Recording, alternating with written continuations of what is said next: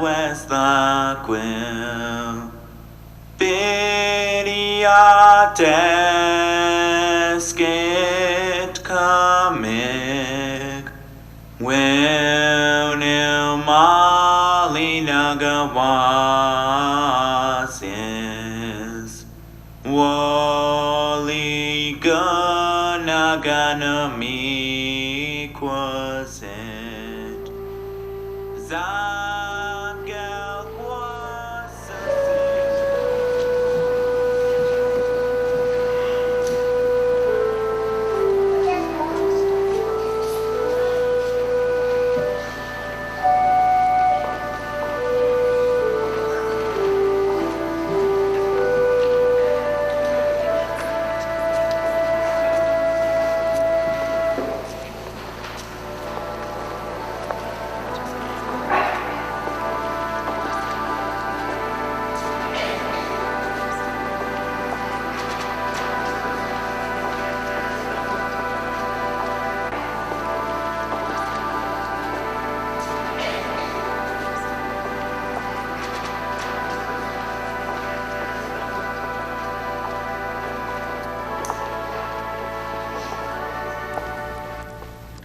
A question stares back at us from the Christmas crib tonight.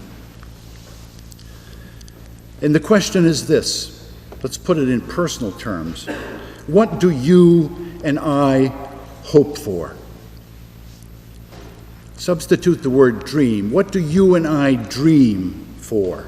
What is our dream hope for the future? Now, whatever else Christmas means to you, it will have new meaning if it leads us into new hope. And so, go gently into this night and take care, each of you, not to tread on someone else's dreams or hope. And I pray for you a Christmas filled with new hope. The peace of the Lord be always with you. And also with you.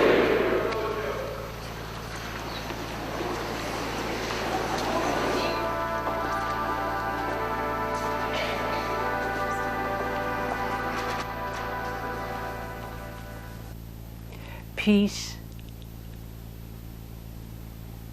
peace of mind, peace was lost. I didn't know from day to day if I was going to live or die. Well, I come from a broken home. They sent us to my grandmother's, but my brothers and I were so hyper from all the abuse. She couldn't cope with our personalities. We were too wild. And so she ended up suggesting that we go to Indian residential school. I want to talk about racism, about how deeply racism is embedded in white America, and how it continues to kill Native Americans and Native American culture today. As a white man, I feel strange saying this. How can this be? Why should any of us think that we take part in this racism, if it exists at all? It's something from the past. If we haven't said it ourselves, we've heard others say, "Oh yes, it was terrible." But we're not like that now. But racism toward Native people continues today. And if we don't see it, maybe that's because we don't want to. And if we don't want to see it, how will we ever confront and change it? How will we ever free ourselves of racism? Let's start with a few stories. Stories about taking Native children from their families and their tribes. Beginning in the late 1800s, countless Native American children were sent to residential schools throughout the United States and Canada. Often these children were carried to schools hundreds or even thousands of miles from their families. The Carlisle Indian Industrial School in Carlisle, Pennsylvania, and the Haskell Institute in Lawrence, Kansas, were among the most widely known. some Indian schools stayed open until the late 1960s. One of them was the Indian Residential School in Acadia, Nova Scotia. Gloria Knockwood was sent there at the age of 8. So that's where I went, my brothers and I. And my brothers were my world. They were my life. And not being able to see them after all that, like losing my parents, not having a home. No, we weren't allowed to see them. At mealtime, our tables were in one big room, and the center was in the center was a nun. And if you were caught looking at your brother, you got in trouble. Well, first they'd announce, well, I just saw Gloria Knockwood. I saw you looking at your brother. They'd either do something mean to my brother, or they would punish me somehow by taking away something like food, leaving the room, or one of the worst things to me, to all of us, was being stood up in the middle of the whole room with the boys looking at you. That was more shaming than getting hit. I remember a situation in particular where Sister Gilberta, she was reprimanding me about something. She was hollering at me, and I looked at her. She says, "Don't you look at me." So I looked down, and she says, "Look at me when I'm talking to you." So she kept doing that. And I thought, I remember standing there doing what she said, and I felt like real creepy. The whole thing was so insane. But I had to do it, or she had a big stick in her hand. She would hit me. There was all kinds of physical abuse. Almost everything you did, the consequence would be abusive. That we were less than. That was the basic message. That we were less than. Being dark wasn't good. Being white was good. Or being light was good. The browner the person, the more like subhuman they were. Sometimes when they got mad, they would call us savages. No, they didn't want to speak in Mi'kmaq. And some of the girls that came in couldn't speak English. And boy, did they ever get it. Beatings, real bad beatings. That was the part that was weird. I mean, common sense would tell you, even I knew, I was just a kid, even I knew that took time. They couldn't come in like Monday and speak English Tuesday. That was impossible. So it didn't make any sense. They were de-Indianizing us. That's what was going on. They were trying to change us. They did change us. I don't think I can describe the fear. It was a real horrible fear because I was little and I had no power. I knew I could not do anything about it, and I didn't know how to make it stop. And I kept thinking that it was my fault, that I had done something wrong. I was so scared. I thought I was going to get killed. That's what I really thought. I thought we were going to get killed. I knew it would end. All I had to do was like march, that there was an ending. And that's what kept me going. If I hadn't had that, I don't know what I would have done. I remember when I got done with school, like I had been told what to do by the Indian agent, by the nuns. Everybody had control of my life all my life. And all of a sudden I was 18 and done with my education. I was done with everything. And I felt the oddest feeling in the world. I didn't know what to do at all. I had no idea what to do. I was afraid of my own shadow when I left the Indian residential school, and I was a nervous wreck, and I used to chew my nails, and I never spoke. I was afraid, like I said. Isabel Knockwood also went to the Indian residential school. She entered in the mid-1930s, only a few years after it opened. She started at the age of 5, a year younger than most, because her sister was going into the school and her family wanted the two girls to keep each other company. One of her brothers was already in the school. All residential school pupils spent long hours at labor. Some children worked in the kitchen. Others were hired out to local farmers to generate income for the school. Isabel worked in the laundry. It was terribly dangerous. We had no instructions, no safety. We wore no safety gear. We were just taken right from the breakfast, right from our breakfast, and taken to the laundry and to work these big machines. And of course there was this big mangle, this monstrosity of a mangle, that we ironed out the sheets, and a lot of children got their hands caught in the rollers, the hot rollers. It was terrible. For life, maimed for life, yeah. The hardest thing is not being able to help my brother when he was beaten. Somebody was always being beaten because they didn't understand the transmission of the English. They didn't understand the transmission of the information from one language to another. Well, I survived by what I call learning how to be invisible in plain sight. You keep quiet, you don't speak up, you don't complain, you don't draw attention to yourself. You do whatever you're told, no matter how unreasonable it is, such as when a child gets beaten, you're not allowed to go over and help them, which was directly opposite to what my mother had taught me.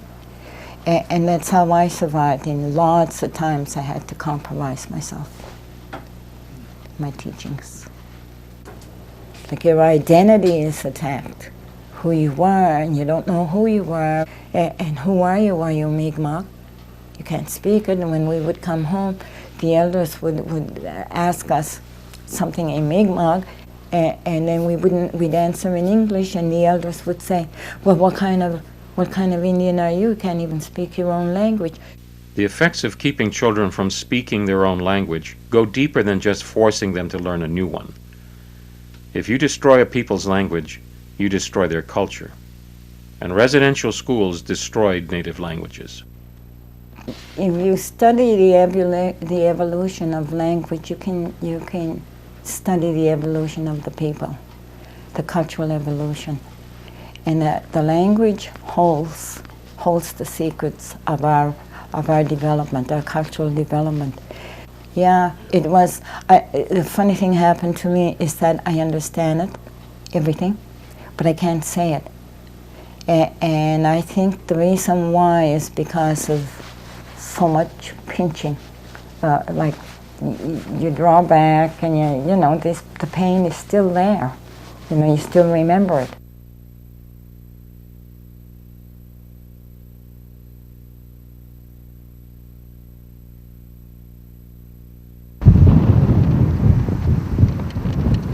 Carol Pulches got into trouble with the Maine Department of Human Services when her 14-year-old daughter Jessie was bitten in the face by a dog. Desperate to get help for her girl, she called on the nearest person, a convicted sex offender, to drive them both to the hospital. Jessie sat in her mother's lap on the way, and the friend dropped them off and left. It's like, well, it comes down to it, my daughter's standing there bleeding to death, or who I'm getting a ride to the hospital with. I'm taking a ride. I don't care. It isn't like I put her in the truck. 20 days later, a DHS worker accompanied by the police arrived at Carol's home to take Jessie and her 13-year-old sister from their mother. The reason, she was told, was failure to protect. Maliseet Chief Brenda Commander was nearby. Well, we looked over. We could see right across the street. There was 2 town policemen, a state trooper, the supervisor of DHHS, and 2 caseworkers, all in the yard. So I walked into the house, and the mother was screaming at the DHS supervisor, and the supervisor was trying to give her a court emergency order from the judge. I looked at the paper, wasn't dated, and was not signed by a judge. So I went over to the officers, and everybody was just kind of standing around on the lawn, and I said, I'm going to have to ask you all to leave. Fearing that her daughters would be taken, later that night Carol had a tribal elder carry them across the border into Canada to stay with an uncle. There she felt they would be safe. They told us we'd be back before Christmas, within 10 days if we turned ourselves in. So we came across the border, and we, by our own free will, me and my sister turned ourselves in.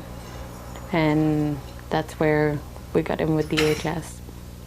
From there, they moved us to the crisis center in Caribou. They said they wouldn't separate me and my sister because we've never been separated. And 15 days later, I went to Presque Isle and she went to Ashland. The night before we were separated, my sister climbed in bed with me.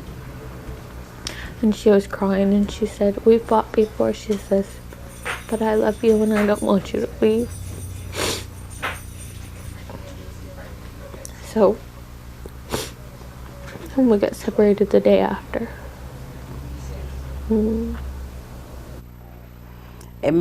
I think it made him grow up fast. I know it took a toll on both the girls. Yeah, well, my mother had to go to evaluation, and when she came back and they had evaluated us, they told her that our family had a personal enmeshment, and that meant that our family was so close that they'd do anything to be together, you know. By the next spring, Carol still had not gotten her children back. It seemed that, though she worked hard to comply with DHS requirements, the case kept getting extended. She did not know why. Time stretched out till Christmas was approaching again. Then suddenly, a year after they took custody of the 2 girls, DHS released them and dismissed the case against Carol. They have never explained their actions. Yes, my mother's been there through the whole thing. Even if we were 200 miles away, she was there. We were in harm's way more in DHS care than we were with my mother. Like, yeah, she can't leave her daughter to bleed to death from a dog bite to the face. And if it was me too, I'd take that ride.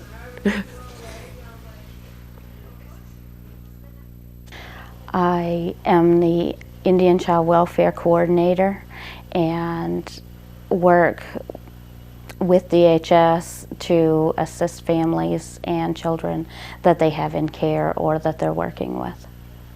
From the experience that I've had, the department has overreacted and will do removals or go into homes on minor things when in Native homes, if relatives are coming through the area and they need a place to stay, then Native people will open their homes up and allow those people to stay with them. And many times DHS has looked at that as not being an okay thing. I think that they felt like that they could do whatever they wanted and that they controlled the Natives. I think that they looked upon Natives as uneducated and not being able to defend what or speak out about what DHS was doing. I believe that they will take the child first and then worry about the questions later. I was fostered into the what was then the Health and Human Services in 1951. My adopted parents, they were Scots and Irish Catholic. They were brought up in the church, St. Mary's. I went to St. Mary's Parochial School and graduated through the 8th grade. And so as far as I was concerned, I thought I was Scots and Irish and part of the family. I had no idea. And it was supposed to be a, quote, temporary placement, but I ended up staying in that one home for 16 years for the remainder of my period with DHS. One of the things, I was around 12 years old, I remember when I was playing with some of the neighborhood kids, and one of them happened to be Indian. And she came over to me and she said, "Larry, don't play with those Indians. They drink, you know." And those Indians, that's where her ideal was at that point. I got a letter from the Department of Human Services, and I opened it and found out I was Native. And then all these thoughts came back to me about what my foster mother had said. Oh God, now I'm one of those people. For me, being fostered out of my Native lineage, like I said, is bittersweet at best. It saved my life, but it took my heritage. All this raises a question. Why? Obviously, at times removing children from their homes really does protect them.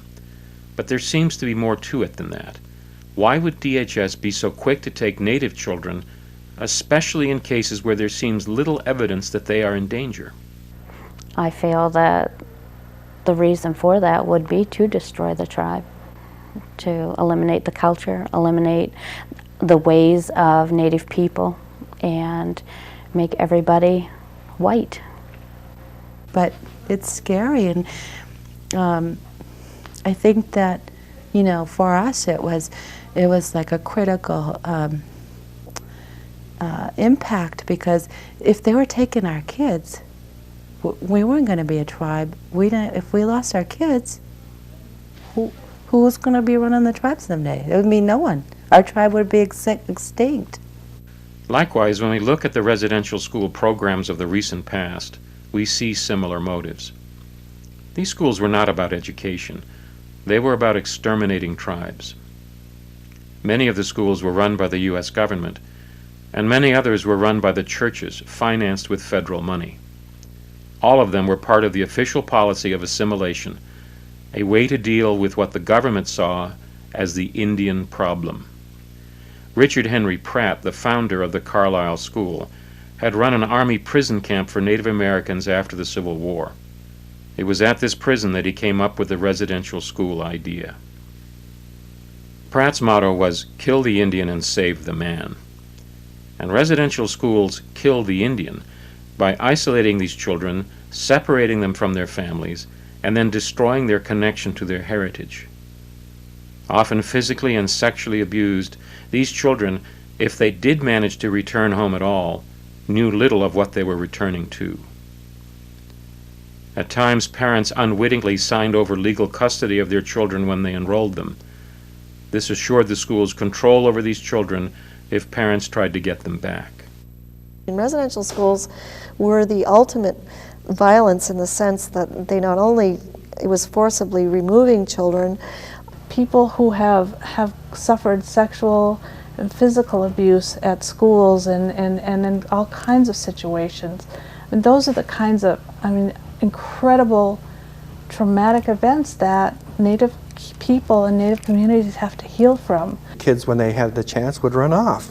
The kids, when they had a chance, would start speaking First Nations languages. So rather than education, the residential schools became like a juvenile prison system where the inmates were impressed labor in order to keep the schools functioning.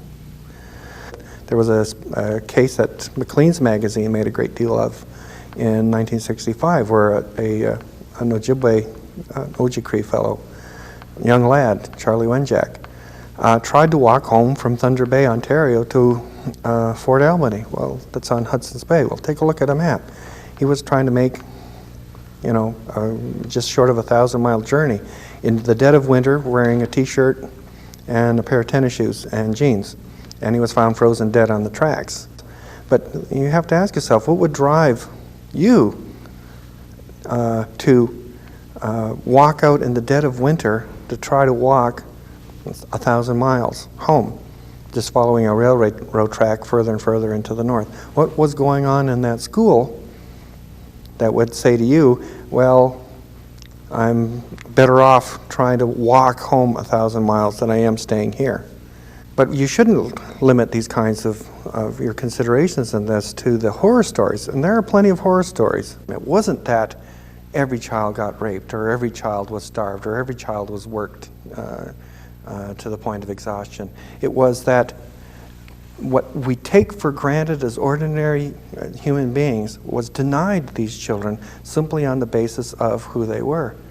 What would have meant to you not to have seen your father or your mother except for a month or two every year at best, or to spend 12 years away from your mother and father? There were people who'd stayed in a residential school so long they never went home again. Ultimately, you realize your lifestyle, your way of life has been stolen. I have a great deal of respect for people who went through the residential school and are strong enough to say, as bad as it was, I don't want to forget this. The reason that everybody wants us to forget it is because it is still happening. It's just happening in a more subtle way. They don't need separate buildings to imprison us in anymore. And the American population doesn't understand the enormity of what they carried out in the residential schools and Indian policy in general. The fact of the matter is that the Canadian and the American government were taking children away from their parents and putting them under the control of somebody else. And that in itself is an act of genocide. In 1946, the United Nations declared genocide a crime under international law. The UN defines genocide as acts intended to destroy a national, ethnic, racial, or religious group. These acts can be direct, killing members of that group. But they can also be indirect, causing serious bodily or mental harm, deliberately inflicting living conditions calculated to destroy the group, imposing measures to prevent births within the group, and, most damning here, forcibly moving children from one group to another.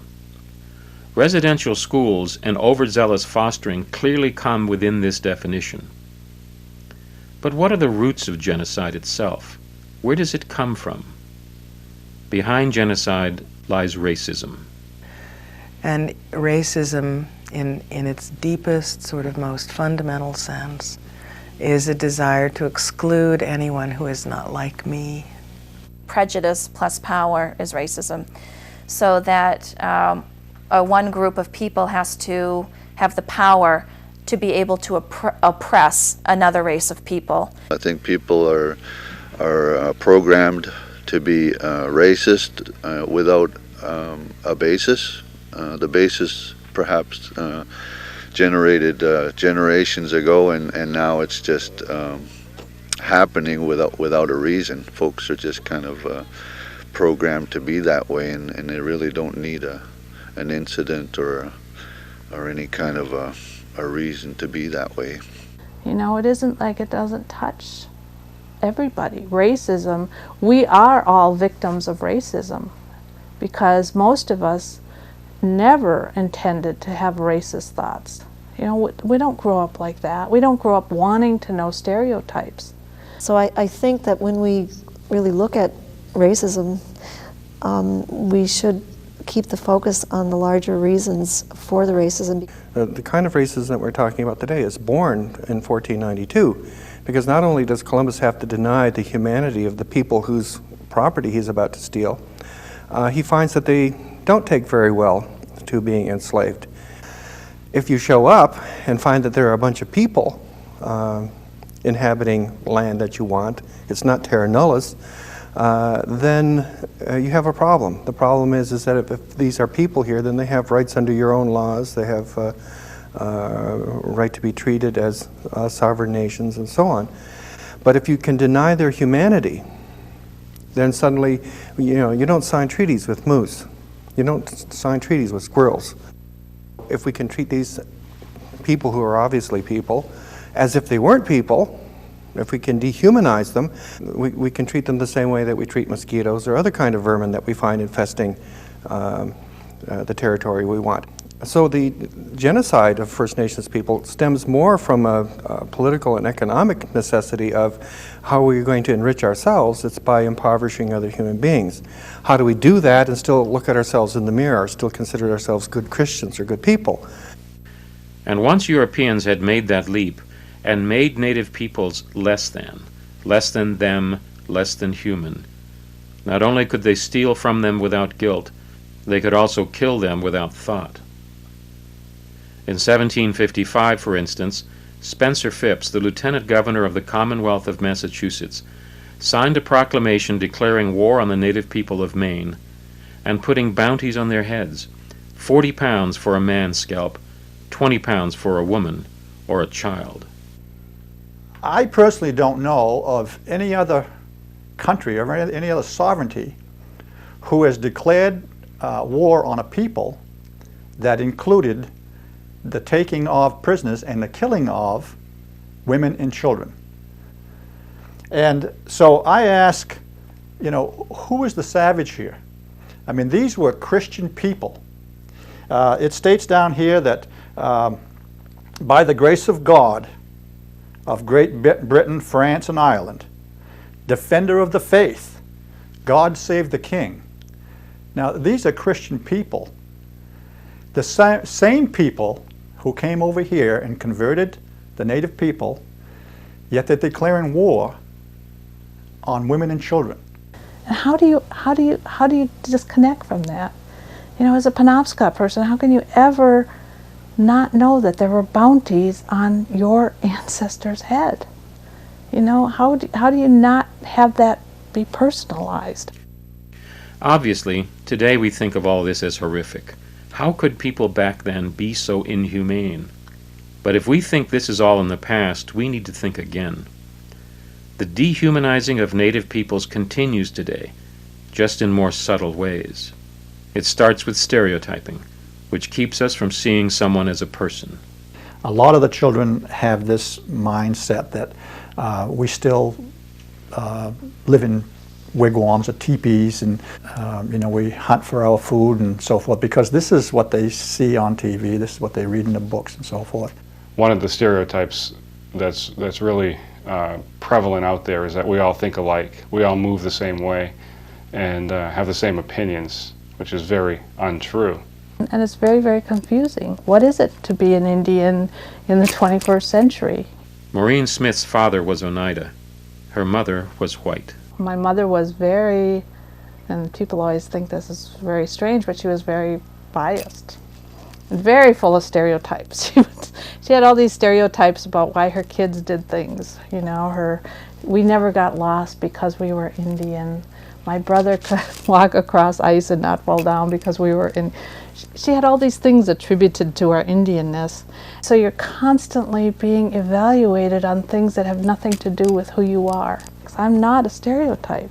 And if people expect me to be wise or ecological or stoic or spiritual or a drunken squaw, it doesn't matter. I can't be any of those things. I am me. Well, I mean, the racism just continues and continues. Somehow, you know, the cookie doesn't cut both ways. I mean, it's just over and over again. We're the ones who bear the brunt. It's the blaming the victim kind of mentality. If they just worked harder, pulled themselves up by their bootstraps, didn't focus so much on the negative, got themselves out and got an education, wouldn't be so lazy, took better care of their homes, raised their children properly. I mean, I don't even want to say more. Those words are offensive to even hear. Where do we white people stand today? Most of us pretend that everything is okay, that there is no racial injustice.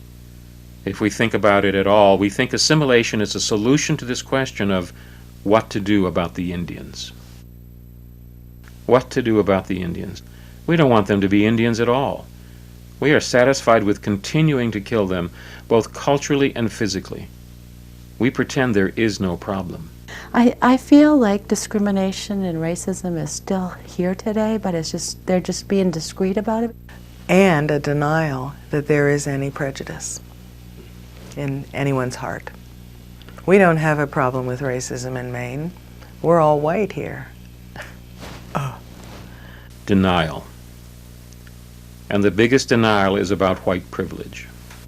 Well, you know, people get really upset when you say white privilege because privilege implies money, wealth, power, all those kinds of things. And most people say, well, that's not me. You know, I had to work my way through school and all these kinds of things. But what privilege is it is kind of it's not having to think about your race. Nobody's going to generalize it to my race. So race becomes a non-issue. And so that's part of what white privilege is about. A lot of times people will say, well, it wasn't me, it wasn't my father, it wasn't my mother.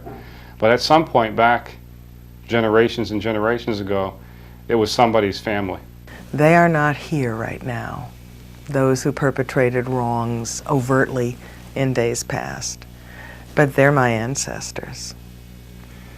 In the same way as I've inherited their privilege, I've inherited the responsibility to make it right.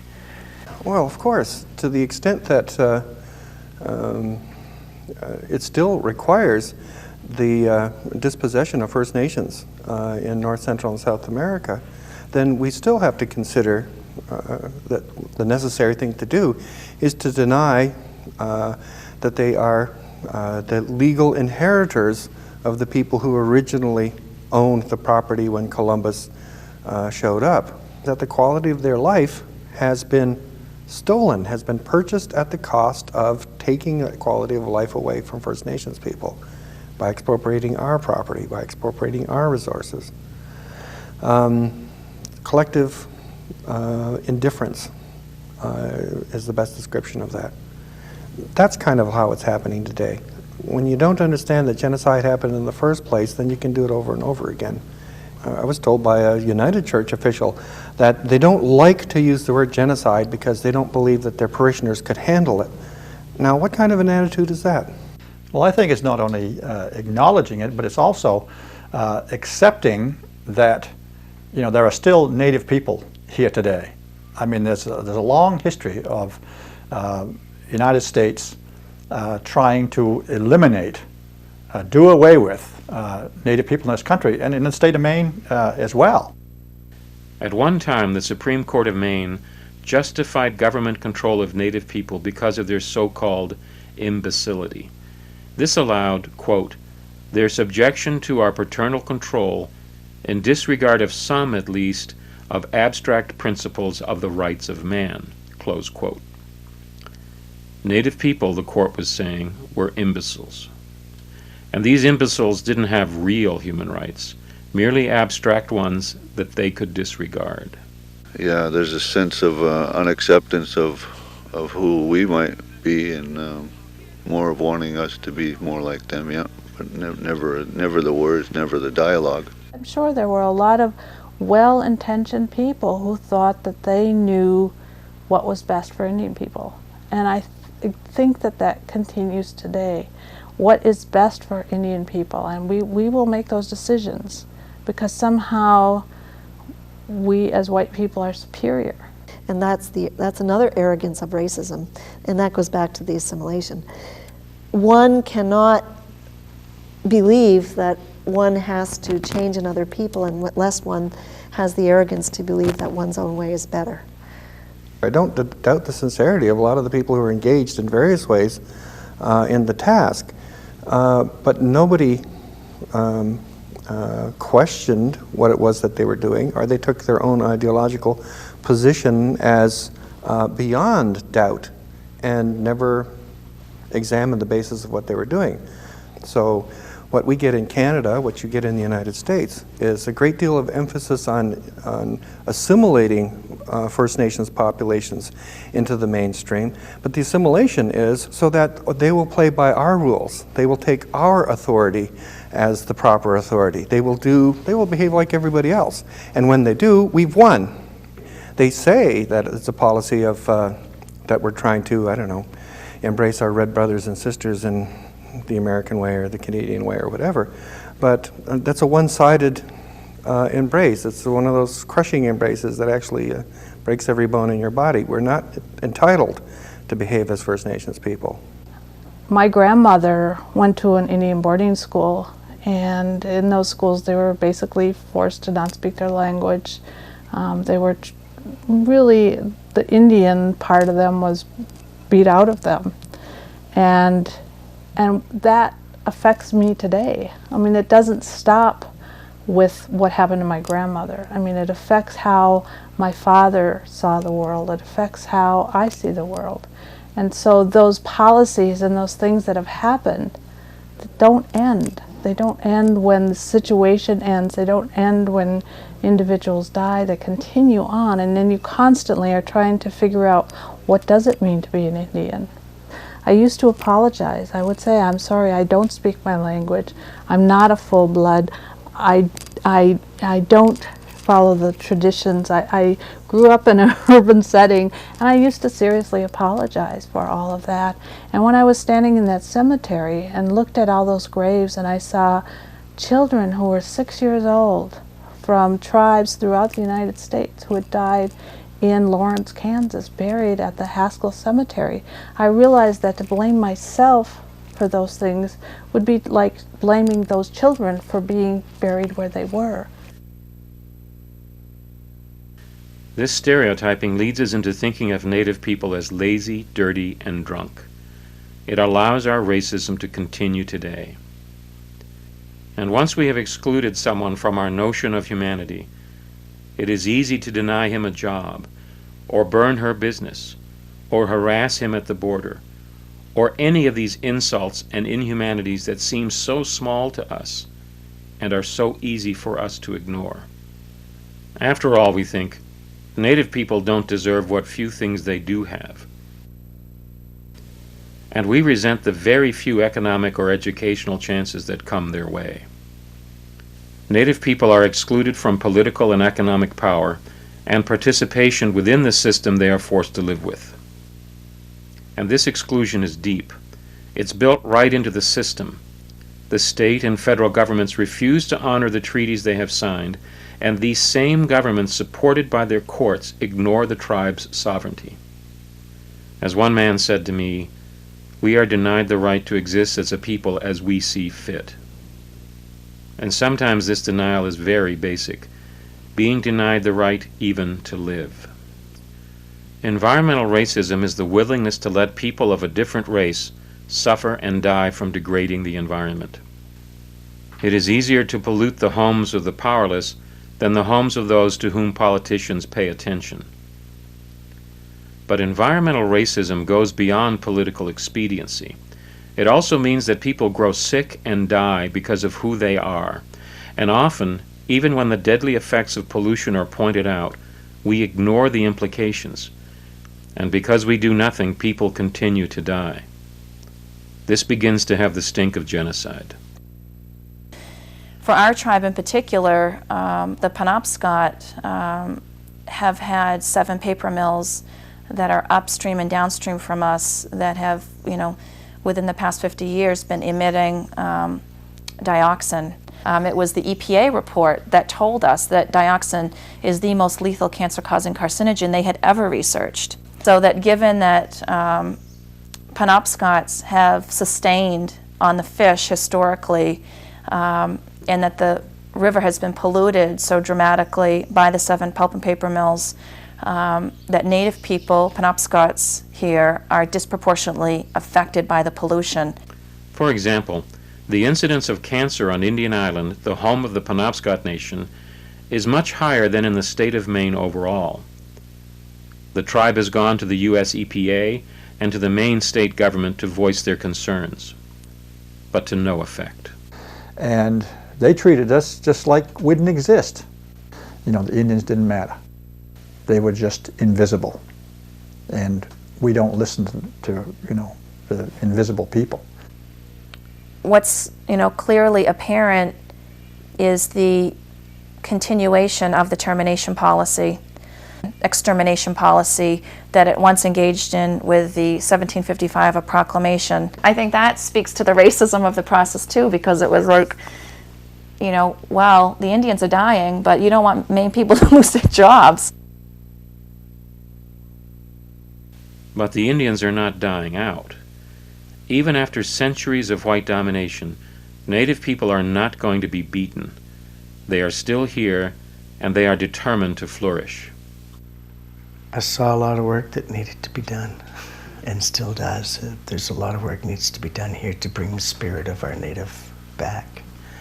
Part of it is our language, another part of it, to me, would be our culture.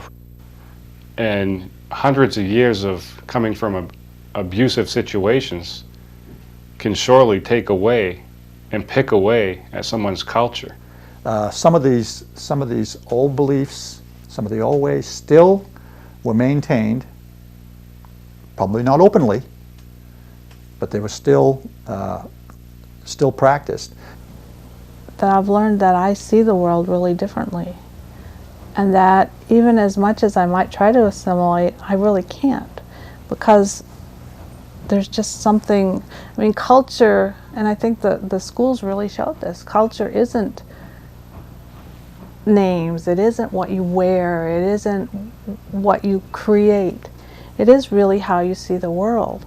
And I know that who I am, I believe, is who the Creator wanted me to be, and that I can't be anything else. And that we want you to accept us and treat us like we are, contemporary Native Americans living in your society, going to your schools, you know, obeying the same laws, serving in the same military, working beside you in the same factory or the same business, going to the same colleges. The only difference is our heritage. I think that it's saved.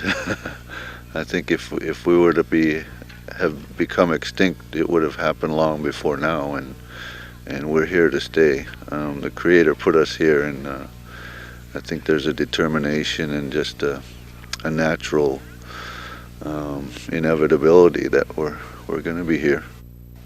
And it's just, we just have to keep plugging away, keep educating, try to be vocal when the time is right, rather than, you know, being quiet and not really approaching the issues head on.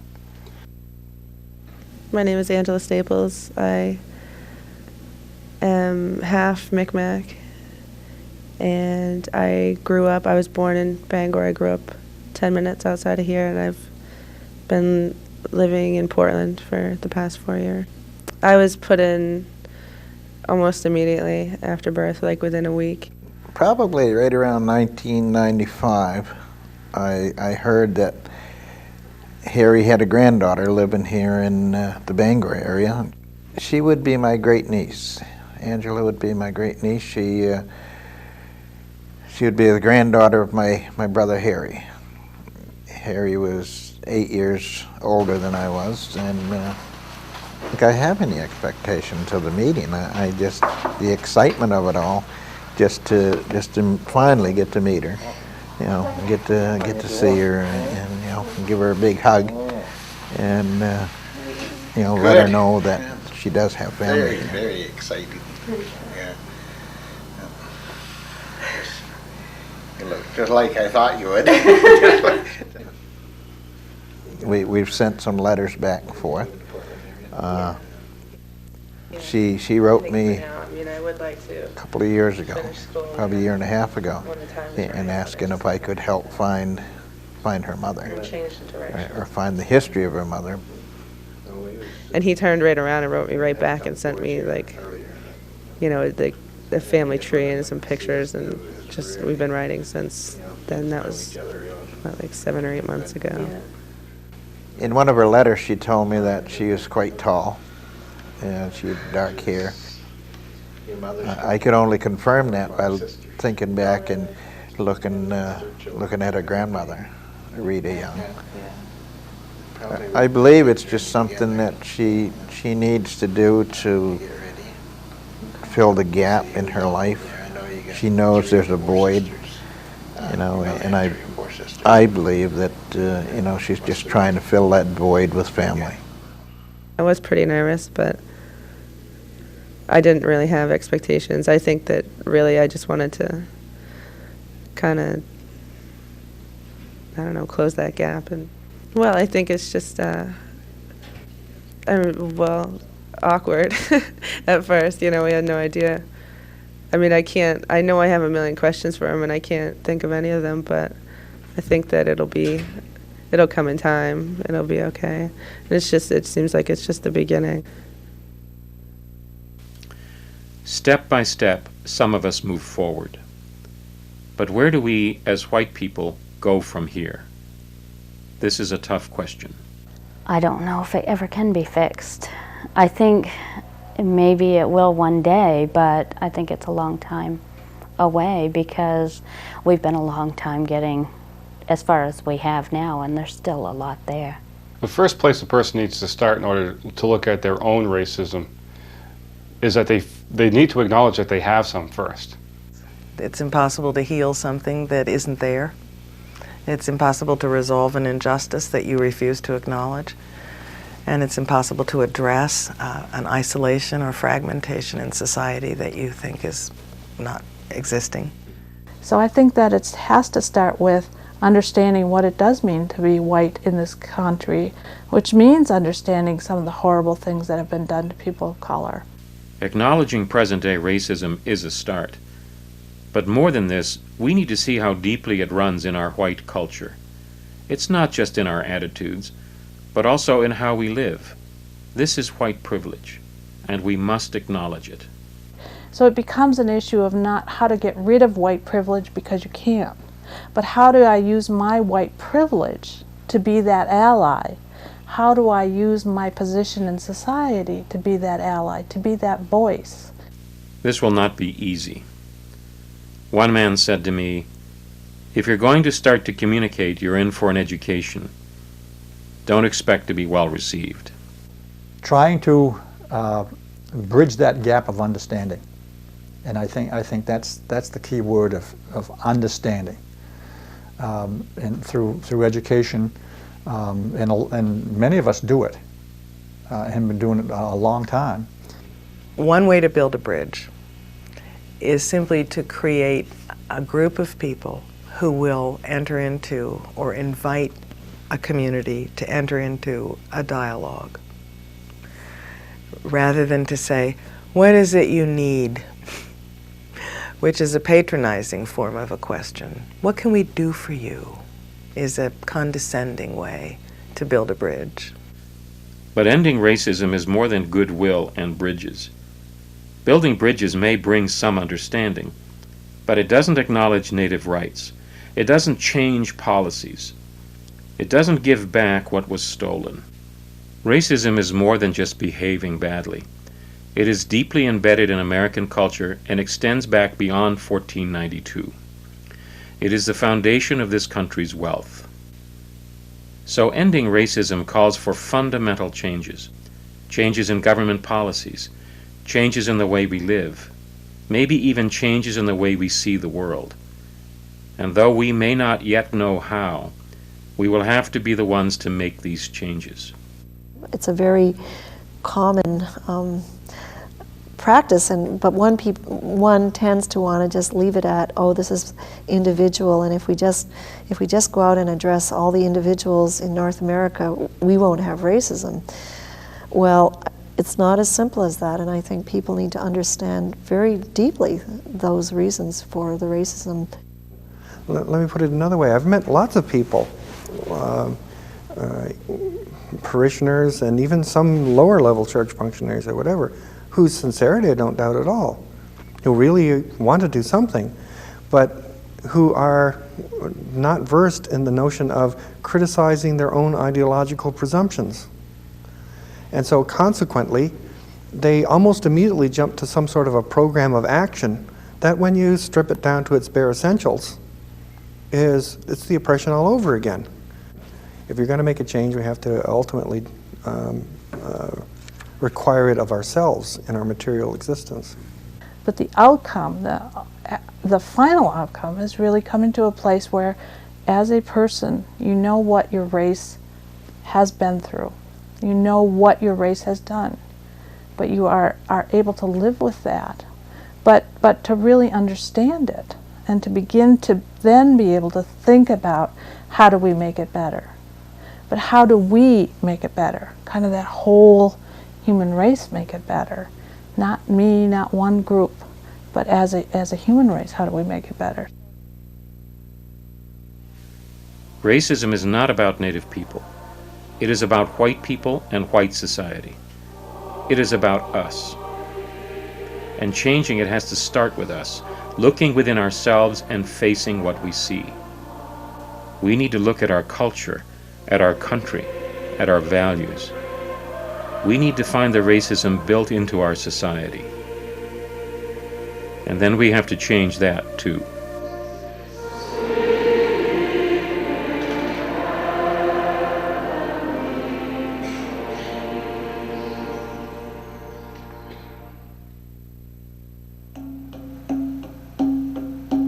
Dog me go